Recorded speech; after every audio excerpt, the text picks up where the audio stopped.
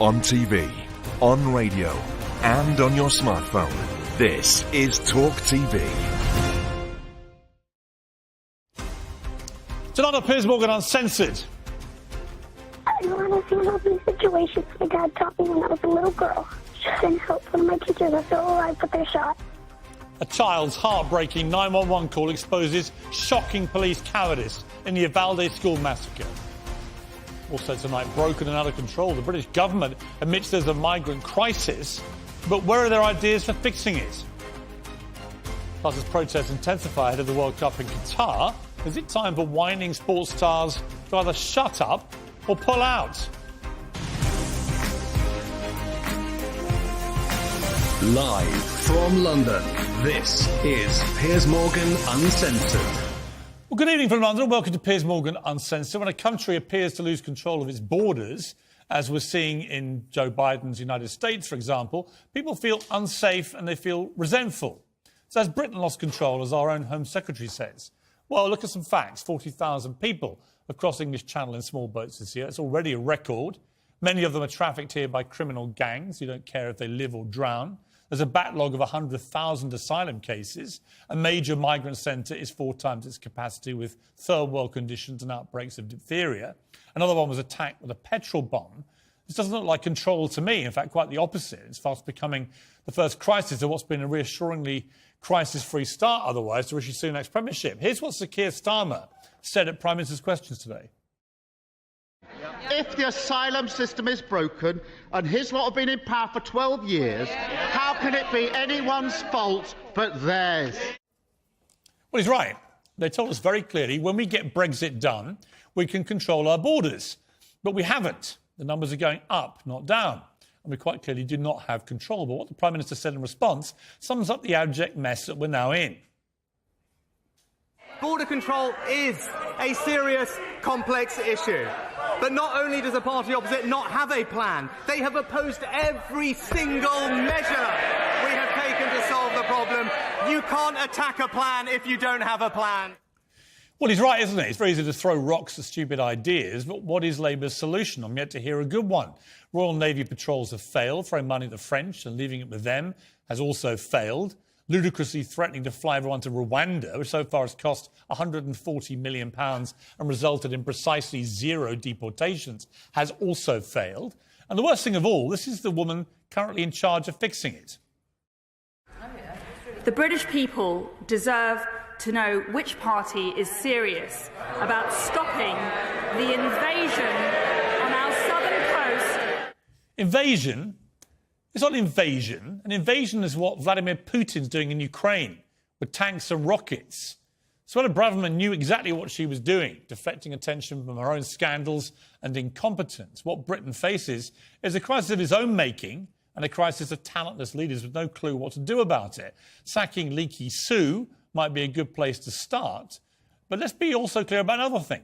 Britain needs immigrants. They're the backbone of so much of this country. The NHS, hospitality, you name it, we rely a lot on immigrants in this country. They pay vast fees to study in our world-class universities. They serve us in restaurants, bars, shops. They toil in our fields. These people work hard, often in jobs nobody else wants to do, and they pay taxes. We need more legal immigration. You ask anybody who works in these industries, we need more. But we also need to control illegal immigration. And these two things can go hand in hand. Well, joining me now is the chair of Brit PC UK and former politician Henry Bolton and broadcaster Jenny Kleeman. Well, welcome to both of you. Henry Bolton, when Suella Braverman uses a phrase like invasion, she does it to rally the right, to rally people who think we are literally being invaded by illegal immigrants. That's not true. We're not being invaded by illegal immigrants. They're not invading us.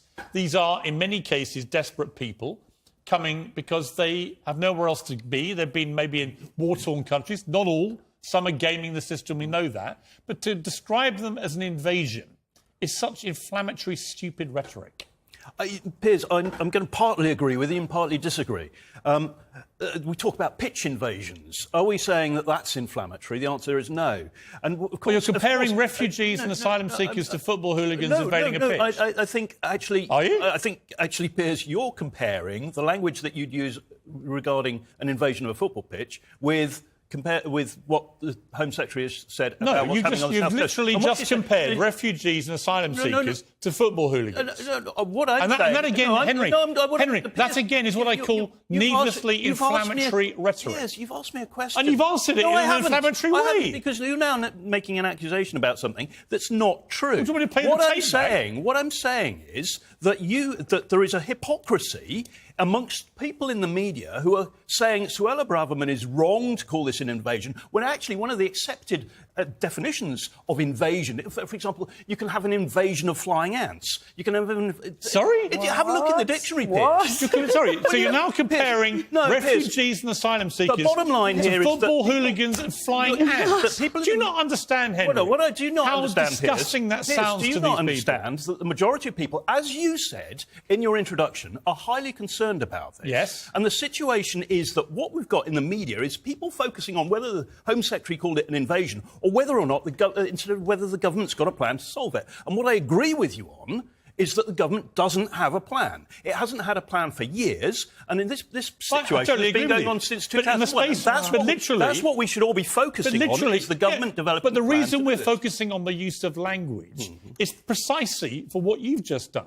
You've just compared asylum seekers and refugees to football hooligans and to flying ants. Piers, 42%... And that is incredibly insulting. Piers, 42% of the people who've come across the Channel since May this year are Albanians, 95% of which are young men between ages 18 and 35. 70% of Albanians in the UK do not come from Albania. Did you know that? I do, because I was a UN governor in Kosovo. Right. I was advisor to the Albanian Prime Minister, and I led the UK's efforts in the Republic of Macedonia next door to disrupt transnational... They're also perfectly entitled, Henry Bolton. They're perfectly entitled to try and come into this country. Yes, they are. Then they should be processed. Then they should be processed for asylum if they qualify for that. And they are at the moment. But they are not, for example, in Germany or France, because Germany and France have said no, because Germany and France recognise that Albania is a safe country. And the reality is that we've got an issue here which comes together, and I've got Albanian friends. I worked in Albania. Don't try that. No, I worked in Albania, Piers. Don't come that with me. You're really being quite aggressive. You're trying to push an agenda here. Your language is Braverman-like. No, my language They're all a bunch of football hooligans invading us. They're a bunch of flying ants. They're not. They're real people. You did. You compared them to flying ants and hooligans. Piers, will you please let me get a word in? Yes. Thank you. I said that I feel that's a hypocrisy between the media, who are perfectly happy using the word invasion in relation to football fans who go on the pitch. And you are saying that Braverman's not right. You'll call it a football invasion, but you... Sorry, let me explain to you. We're going into ridiculous detail. Actually, here. we're not. We've got we're not 40,000 people. All right, let me bring in Jenny. Coming to the South Coast. If I just say, that's Jenny, the problem. I think... Jenny, here's the problem. The casual use of this kind of language and analogy is exactly part of the problem.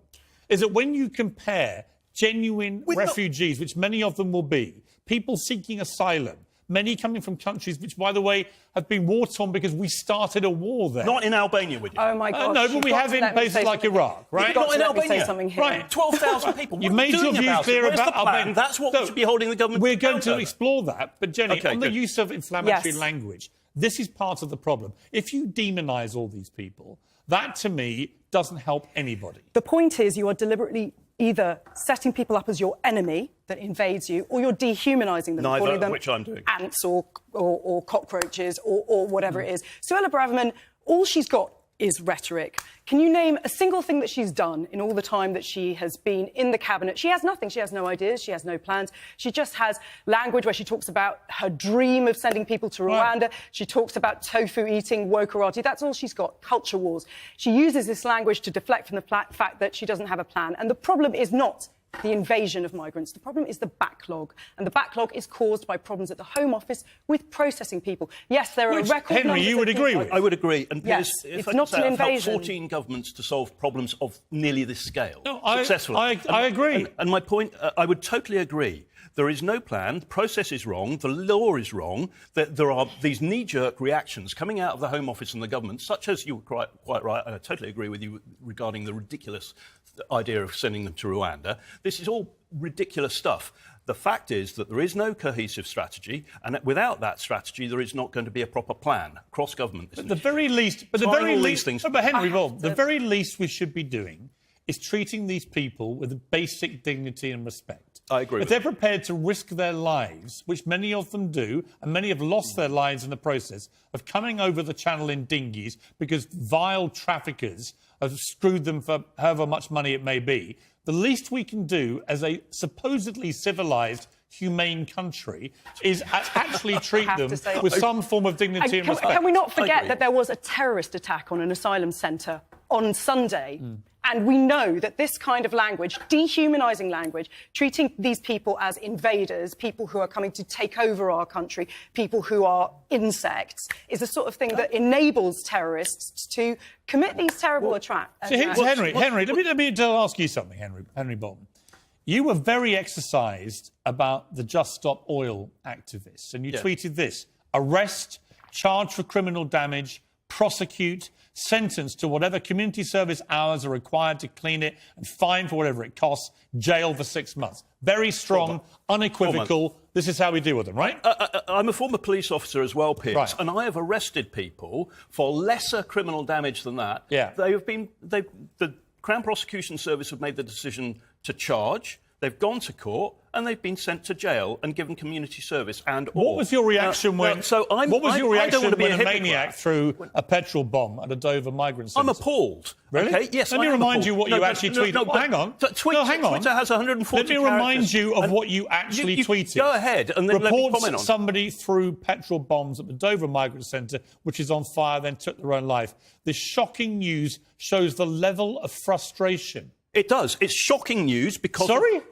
Level of frustration? You think it's not shocking, and you think that this was an absolute racist lunatic. Fine, waging a terror campaign on innocent migrants in a migrant centre. There is something that I think all three of us can agree on. You seem more appalled and more draconian about a bunch of people spraying paint on buildings than you are about a bloke trying to murder people. Now you're being ridiculous. They're your tweets. Literally your tweets within the space of 2 days. That is the context of what I think all three can agree on, is that the government doesn't have a properly cohesive and thought-through plan for this. Yes, but and what I'm saying is that when you've got that level of frustration growing in the population, you're going to see these problems. I'm not justifying them. Fine. It feels like a justification. It doesn't. Unfortunately, you put it down to it shows how frustrated people are. No, it shows there are murderous maniacs who are racist, who want to kill migrants. Of course. That's what that showed. Piers, if you look at my career, I've spent most of it fighting people like that. You can understand people being confused, and Henry. you can understand the... You seem more angry about Just Stop Oil protesters. You may be confused. I am not, nor are most people. You didn't say the Just Stop Oil protesters were frustrated, and that's what led to them doing what they did you?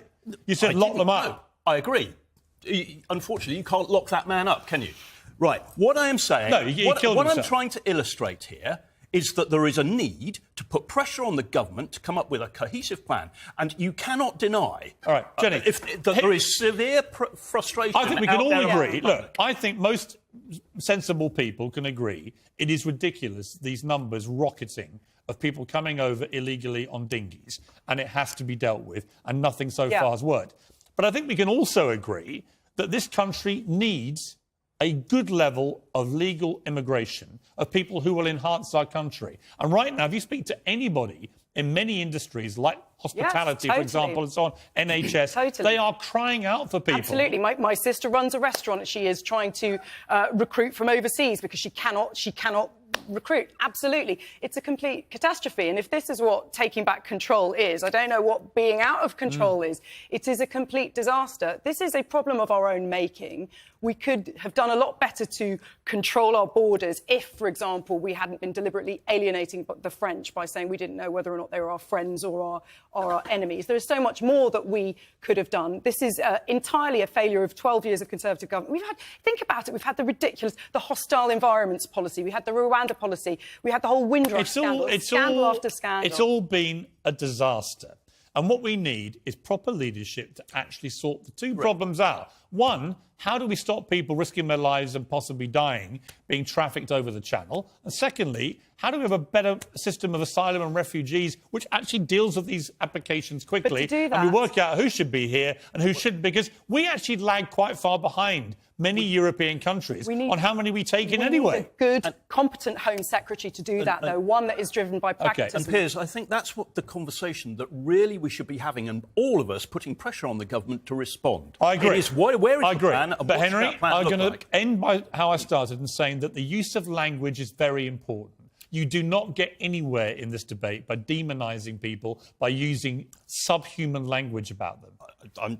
And for my point, I would like to say that I agree with you. I do not and have not equated, however you'd like to put it, however you'd like to present it, I have not equated the refugees and the asylum seekers and migrants Okay. to Let me explain. President Putin Okay. or let me to explain. fly Let me explain exactly. They are simply let me explain, a large number, let me explain, uncontrolled, let me coming explain onto our coast. Exactly. And that's got to be dealt Let with. me explain exactly how you did compare them one more time. Because you said the use of the word invasion about refugees and asylum seekers was justified because we use it about football hooligans and flying ants. I said it was and appropriate. that, I'm afraid, and if you is look, an analogy which is disgraceful. But I also posted the Oxford Dictionary definition of what invasion is. And in that sense, it's difficult to deny that it was appropriate. No, it's not difficult. It's only difficult if actually you look at them as less than human. We've got to leave it there. Jenny, Henry Bolton, thank you very much indeed. Still to come, 18 days before the World Cup starts in Qatar, is it time for the footballers to stop protesting and focus on football? But next, shocking new details about cop cowardice in one of America's worst school gun tragedies.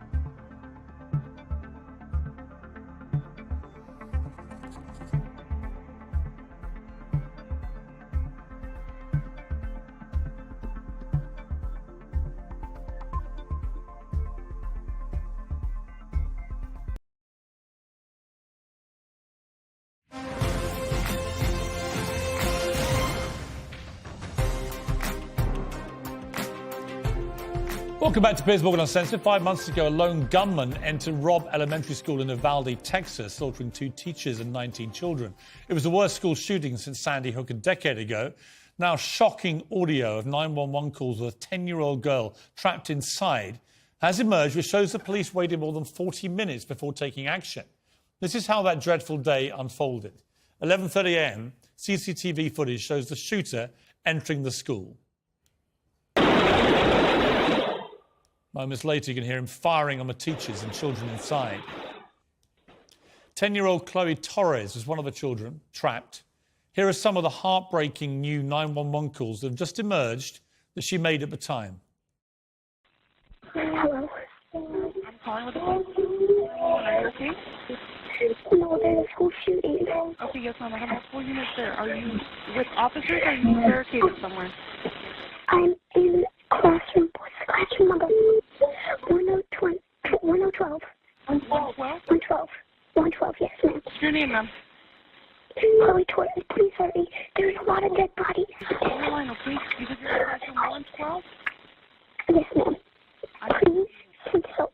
You need to tell them that they need to be quiet. I'm telling everybody because of their mouth. Nobody listening to me.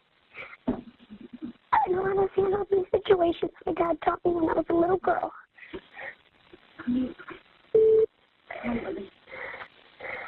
Send help. One of my teachers are still alive, but they're shot and are all away.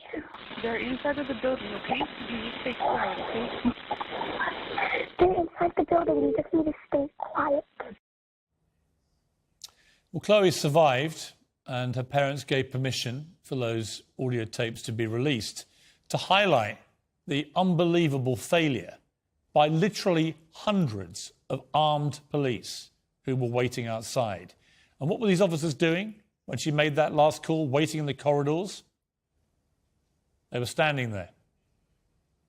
They didn't do anything. For another 40 minutes, they didn't do anything after a 10-year-old girl makes that call. It's really, truly unconscionable. Well, eventually, they finally entered the classroom to tackle the shooter. Like I say, 40 minutes after that call from Chloe.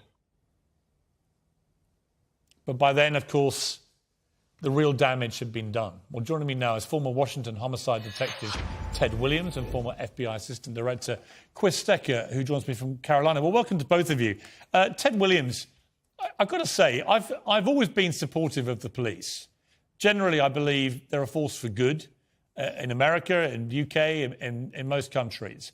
When you look at what happened here, and when you listen to that heart-rending series of tapes from this poor little girl, I have a 10-year-old daughter myself, so it particularly resonated.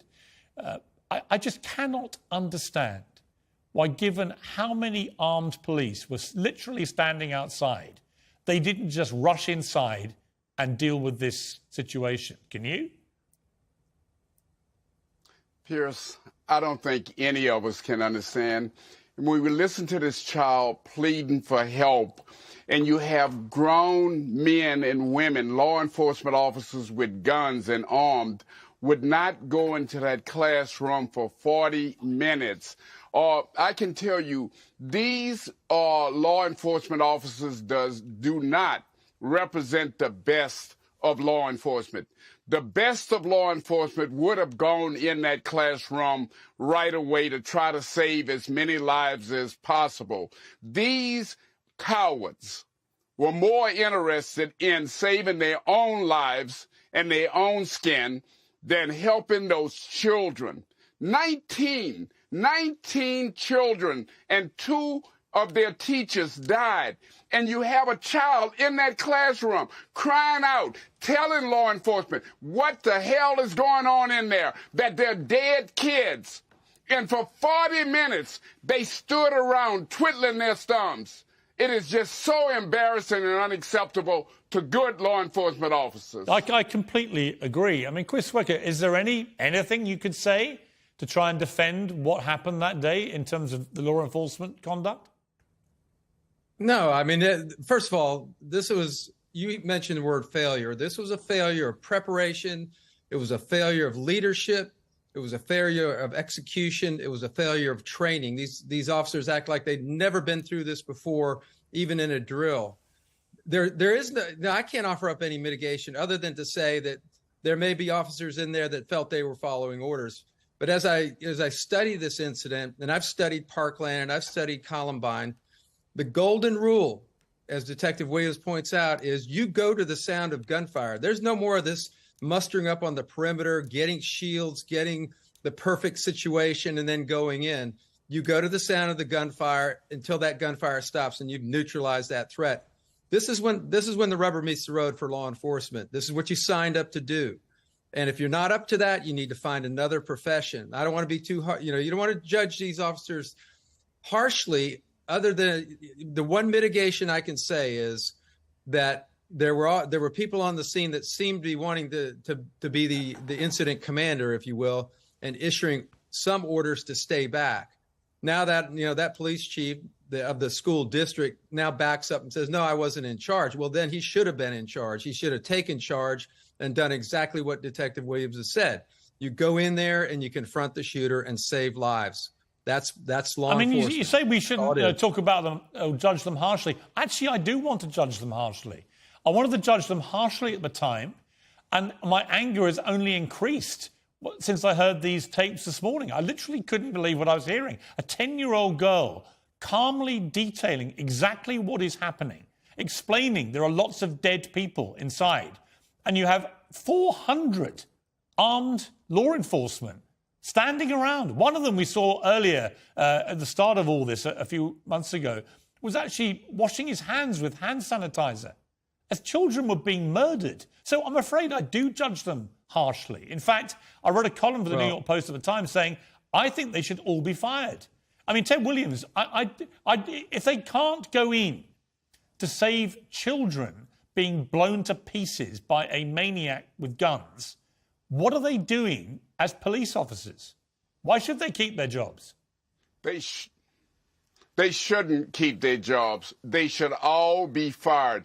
They should all find some kind of other employment than law enforcement. Mr. Becker is right.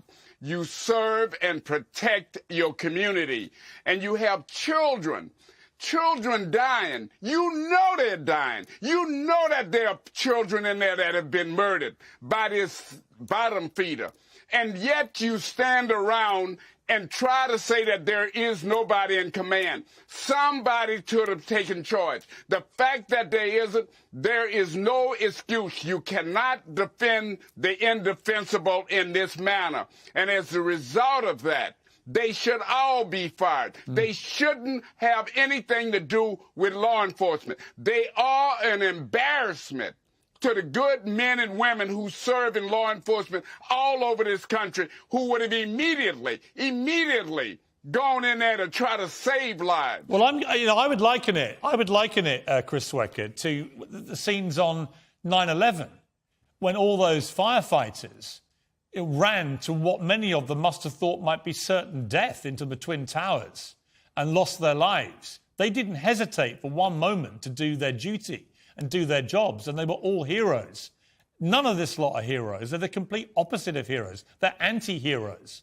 They're people who, when they were finally tested with the biggest test of their careers, they utterly betrayed those children and the teachers and the families of those kids. No question about it. Again, those in law enforcement know the rule. They know the procedures these days. This is 2022. We've learned from a lot of these other mass shootings. One, there's a preparation aspect to this that falls on the law enforcement as well. But the execution aspect of it is clear cut. You go. That's all there is to it. And I get a little bit upset when I see these press conferences where after a mass shooting, law enforcement is standing up there patting themselves on the back when that's not the focus and that's not the purpose. Well, and this lot did it too. This lot did it too. It turned out they were lying, right? I mean, they literally spun a pack of lies, praising themselves for their heroism in dealing with this shooter. It's only later, thanks to some very good reporting, that we discovered the truth. And these tapes today, they're not just heartbreaking, they are shameful. They shame American law enforcement. Piers, it's not just an embarrassment. What is more shameful was what was more shameful was what I define as the cover-up. They lied. They lied on a teacher, said that she left her door open. Or the governor says that he had been given false information. But guess what? The governor hasn't taken any action against anybody. The chief of the Texas Rangers said that if any of his people were involved, that he would be leaving. He hasn't left. No. Nobody has taken responsibility or accountability for the death of 19 students and 2 of their teachers. No, I completely agree. Ted Williams, thank you very much indeed for joining me, and Chris Swecker. It's honestly, it's enraging. It's an enraging story. It was enraging when it first happened. It's got more enraging over the months, the more we've learned about this sickening cowardice. But I appreciate you both joining me. Thank you very much. Well, still to come, with the Qatar World Cup nearly upon us, is it time for everyone to stop protesting, particularly the players, and either pull out of the tournament or shut up and get on with the football? We'll debate that next. And how do you pronounce Adele's name? Even she doesn't seem to know. But that might be because she's from Tottenham.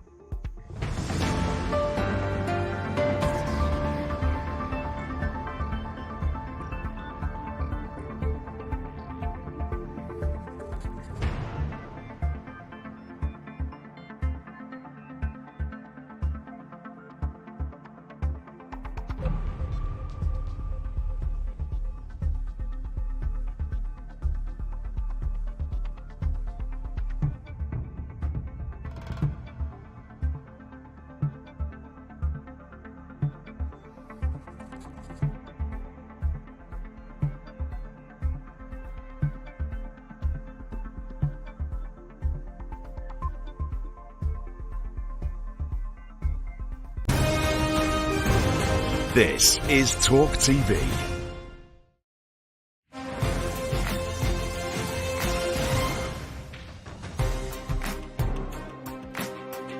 Welcome back to Piers Morgan Uncensored. My dazzling pack this evening is Kevin Maguire of Daily Mirror and the Times' political sketch writer Quentin. Let's welcome to both of you, a dazzling duo. I just want to start by congratulating my eldest son, Spencer, who's just texted me to say he's been playing football tonight. They won 11-7 and he scored 9 goals. As he puts it, Gareth Southgate, where are you? Quite right. Well played, son. Gentlemen, before we get into what we're going to talk about, that debate there about what happened at Uvalde, we, thank God, don't have to put up with this kind of endless cycle of mass shootings. And when we had one very similar to this at Dunblane, we changed our gun laws irrevocably.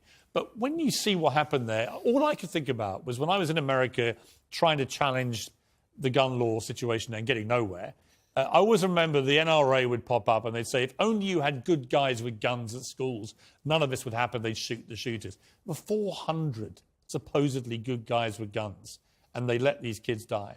It's the timidity of protocol, wasn't there? Yes. But also moral cowardice. Well, yes, which is all, that was all part of it. It's too much part of obeying the set procedures and not being adaptable enough. It was extraordinary. Well, wouldn't any of them, I mean, Kevin, if any of us were in that situation, anyone, and you had a weapon and you knew there was someone in a classroom killing children, I think we'd all go in, wouldn't we? You would want to, and you'd feel ashamed if you didn't. And if someone said, you can't because of protocol, I think, well, stuff your protocol. Well, it was almost they were actually holding parents back outside the school. But there was almost as if there were too many armed police officers and no one was taking control and having the leadership. The former detective who was speaking... very powerful, I thought. I thought he was fantastic. Now, whether you sack them all or you retrain them, if you can, and change how you operate, I would possibly disagree with him over there because he was hardline, just sack him. But he was the type who would say, right, you've got to address it. You've got somebody. You just need someone to say, get in there and save these kids. Lying there, bleeding and dying. And as we now know, this young girl had the courage and presence of mind to phone them and tell them exactly what was happening. If Joe Biden has any sense, he'll get her into the White House. He should. Yeah, but try and affect some change. But the National Rifle Association... No, but actually, to visit and just to apologise to her. But your opponents, National Rifle Association, facilitate the deaths of more Americans than terrorists have ever killed. Yeah, I think that's true. Quentin, let's talk about quickly Rishi Sunak. You wrote an interesting column I just read before I came in today. That's most unusual. Your sketch. it actually... Well, you writing an interesting column? It genuinely interested me because you said there was a quantitative difference after PMQs today between what it felt like in the room and what actually then you watch back on television, and that he was much more impressive as a television operator than perhaps it seemed in the theatre. This was to do with the quality of his voice. It doesn't cut through the terrible noise in the Commons chamber. And I sit up in the gallery almost opposite him. I found it really hard to hear him today. Right.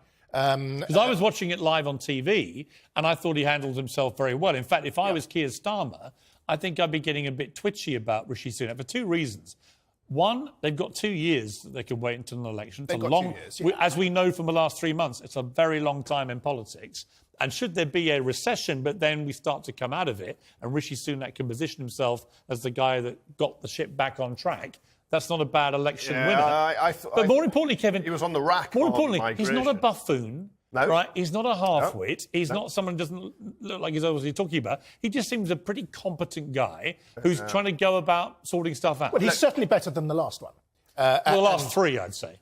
At least. Well, certainly the last one in terms of Truss, Johnson, electoral May. Johnson had big electoral appeal. He did, but I don't think he had the substance to go with the rhetoric. All I was trying to say about Sunak today was that his voice works better for a TV, for the microphones, than it does in the sort of the raw I get that. of the Commons. He slightly disappears because he's a bit too severe. Kevin, as a Labour man, what do you think about Rishi Sunak? Oh, I think he's more credible than I agree. His three predecessors. He's certainly more credible. He's an adult, there's no doubt, and a grown-up, so he'll have to be treated differently. But he was on the back foot on migration. Starmer went on an area that the Tories are traditionally strong on and scored a lot of points. Who's been in power for 12 years? It's a good point, but I don't see any real answers from Labour. So my thing about the immigration, we had that debate earlier. I hate all the incendiary language. I think it's repellent. I think Braverman in particular seems to specialise. I dream of flying them all off to Rwanda. These are people invading our country. It's all just nonsense. But isn't it, Quentin? No, Piers, I would just urge this caution.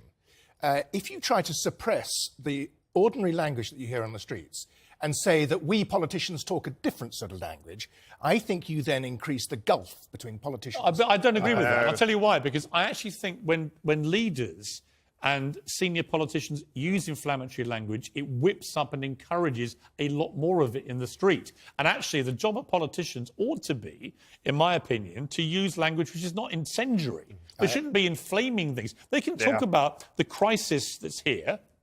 Clearly, we have a massive problem in trying to deal with this, but they can do it without using dehumanising language. I disagree. I think you get a disconnect, and I think that's where you get you get more tension. Robert Jenrick, the immigration minister, won't use the language she is of Most invasion. politicians won't. She knows what she's doing. She diverted attention from her security breaches and incompetence by getting this argument around invasion. And it'll incite some people, but you're inciting hate.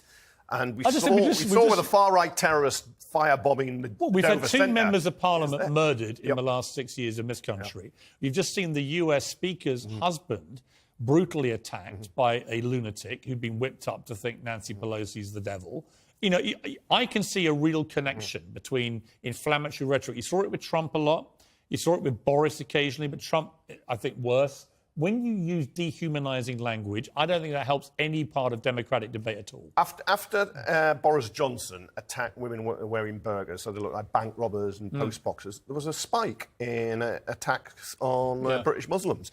Look, politicians have to have a responsibility in what they say. I think so. And they shouldn't be like people on the street. Isn't that the point, Quentin? Really? You can have a connection in terms of identifying a problem and saying how you're going to solve it, but actually using incendiary language, all that will do is encourage everybody else to.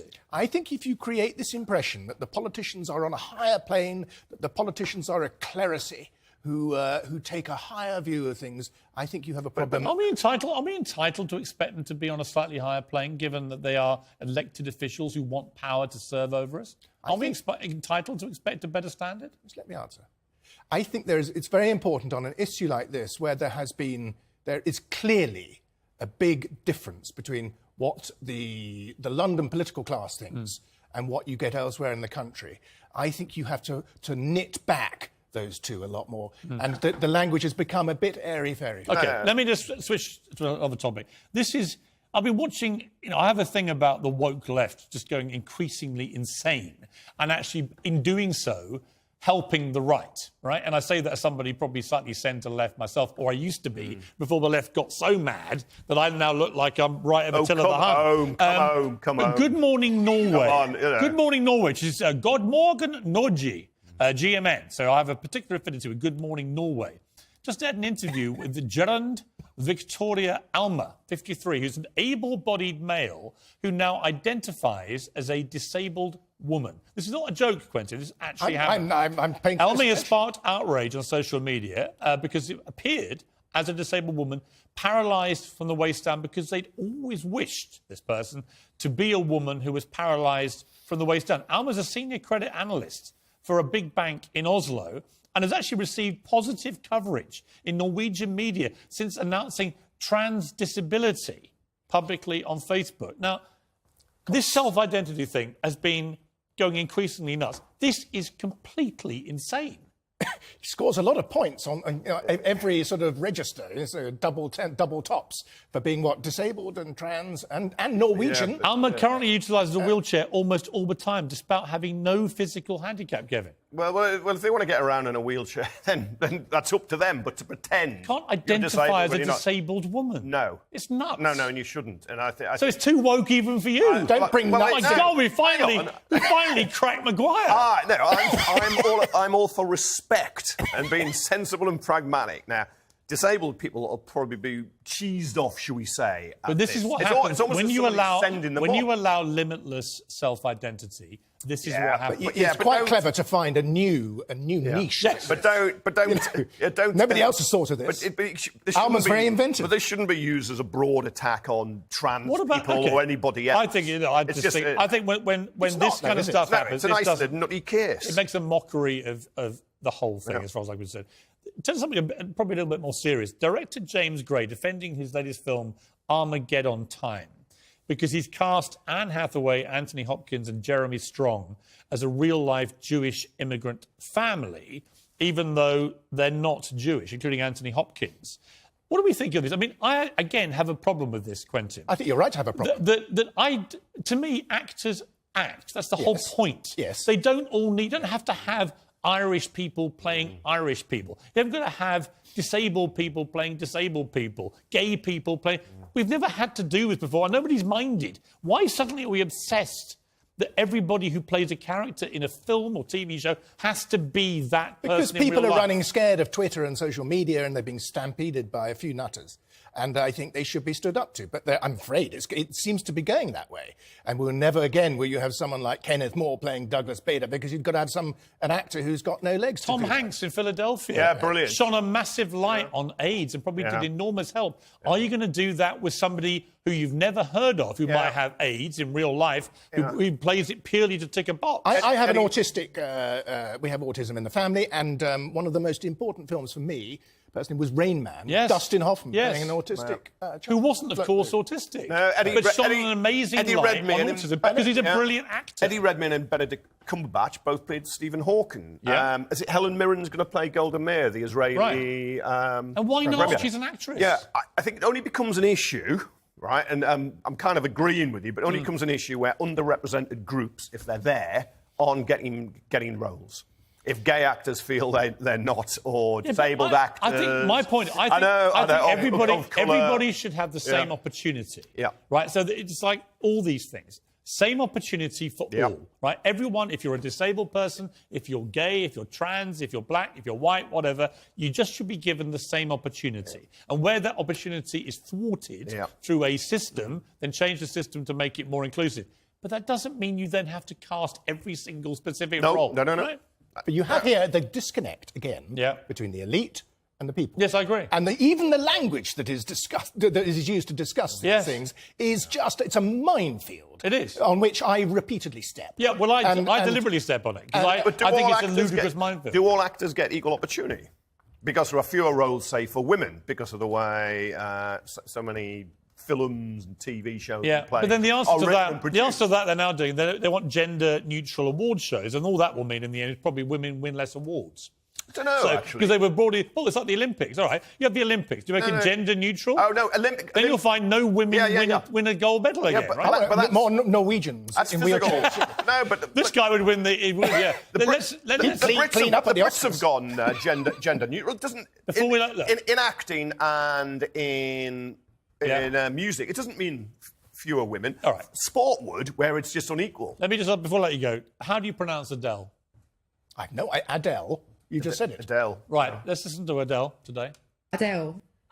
Where's she from? Enfield or something? Love that. She said my name perfectly. Yeah. He came and asked me how I say my name, and I was like, Adele. How's and she was mine? like, hi, Adele. They do it. Adele? Adele. Yeah. Adele. Now, you see, it's actually Adele. She just can't pronounce it because Adele. she's from Tottenham. And she's a Tottenham fan, and she pronounces her own name wrong. She was christened Adele, but she wants us to think it's Adele. Adele. Because Adele. Have you on EastEnders soon. Because she's a Spurs fan, and I don't think that's right. She shouldn't be able to recategorise her name. Was she the singer formerly known as Adele or whatever? Chaps, great to see you. Lots to discuss today. I appreciate you coming in. Well, next tonight, sporting legend Gareth Thomas, the first openly gay rugby union star, joins me live to discuss protests against the Qatar World Cup.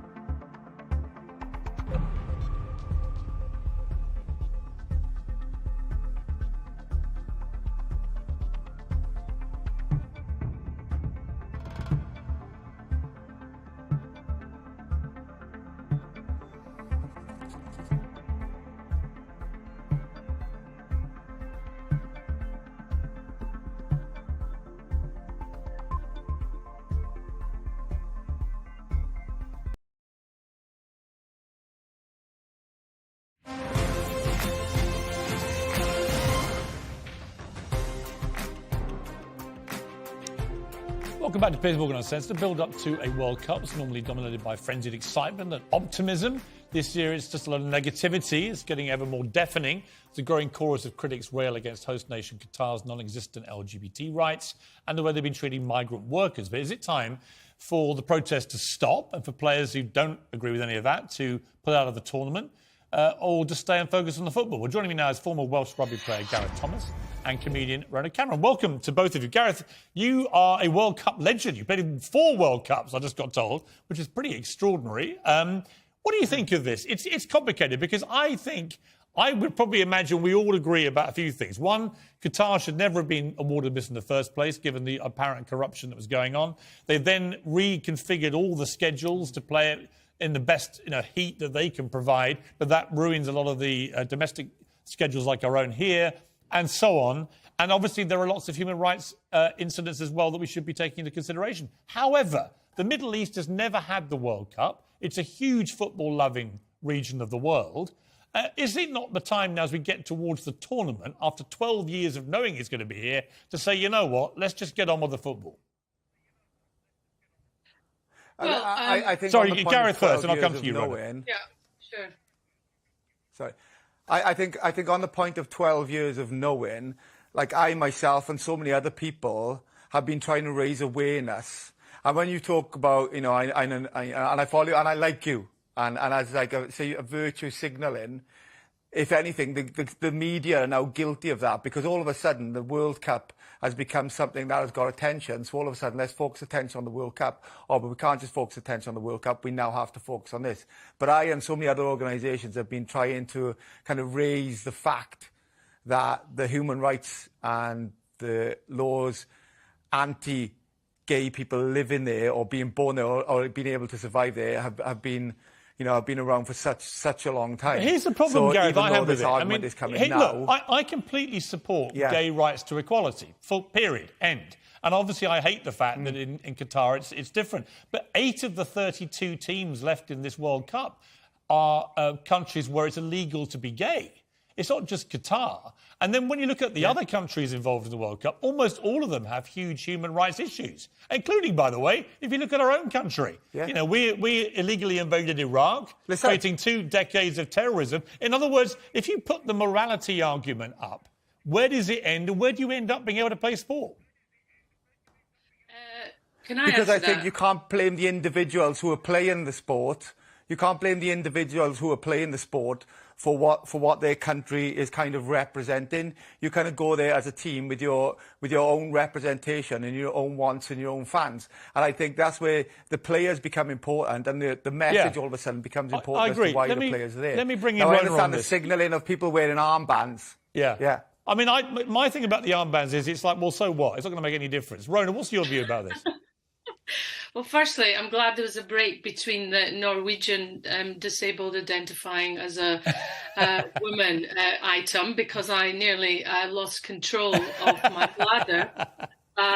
So I was worrying that we were going to come to us straight after that.